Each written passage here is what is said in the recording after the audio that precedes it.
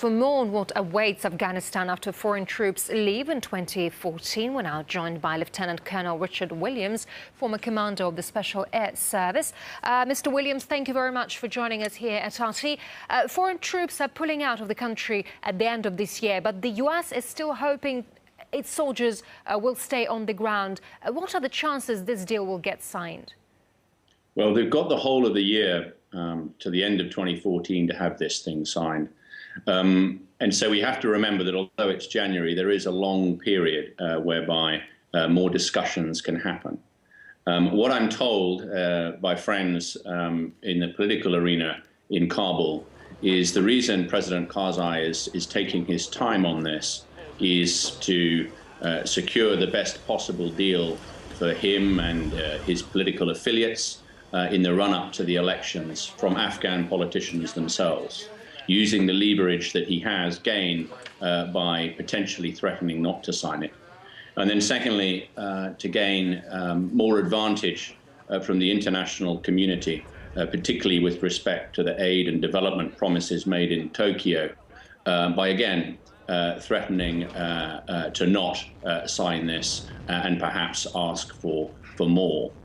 So what we've got is a process, a political process, to the advantages, as he would see it, of the current president and his affiliates, and then also arguably to Afghanistan. But it's a very risky game.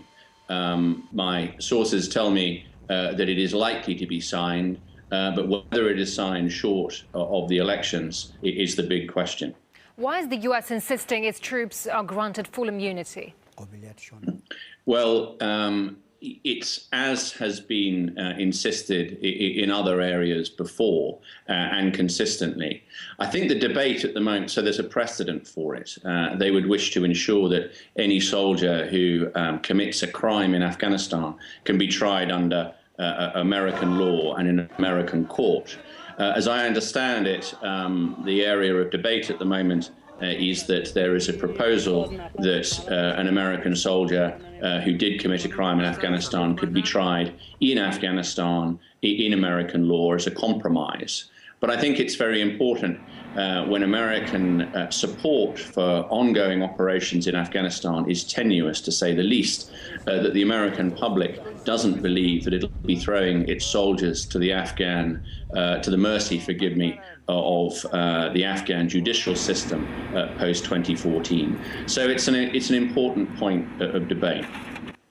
Britain's Admiral Alan West, who was head of the Navy when the UK went into Afghanistan, has said the operation was a waste of time, calling it a strategic and political failure. What are your thoughts on that? Yes, it's a bit early to judge, I think, whether it's been a complete success or a complete failure. There's quite a lot of politics being brought to bear individually and by groups in all of the donor or participant nations.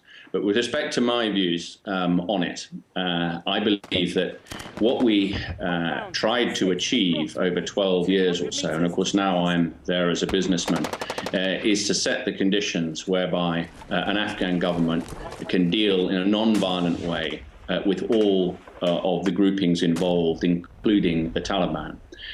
If those conditions are set, and it is a big if, then what we're likely to see is a compromise between what Kabul wants and what the Taliban wants, which will see Afghanistan muddle along over the next period of time, perhaps the next 10 years. But that in itself won't be any great strategic victory, if we want to call it that, or any great strategic outcome. It'll feel like we're standing still. The thing that will make a difference, and I refer and I have referred before to a conversation I had with Russian officers back in 2001, who said to me the only thing that makes a real difference in Afghanistan is transforming the way in which that country pays for itself. It was denied the economic investments of the 19th century because of the wars that happened there and the responses to the wars. The various interventions, be they economic and military, since the end of what we call the Second World War, has attempted to enhance Afghans' economic opportunities. But they, again, were never completed. The Russian, your efforts were extensive, but had to stop short. and indeed the development efforts since 2001 have arguably been not as great as they should have been. And so when we look forward from here, whatever compromise happens through 2014 politically, the thing that we're going to need to watch is whether the international community invests the development effort, people as well as money, as well as projects in Afghanistan over that 10 years or not.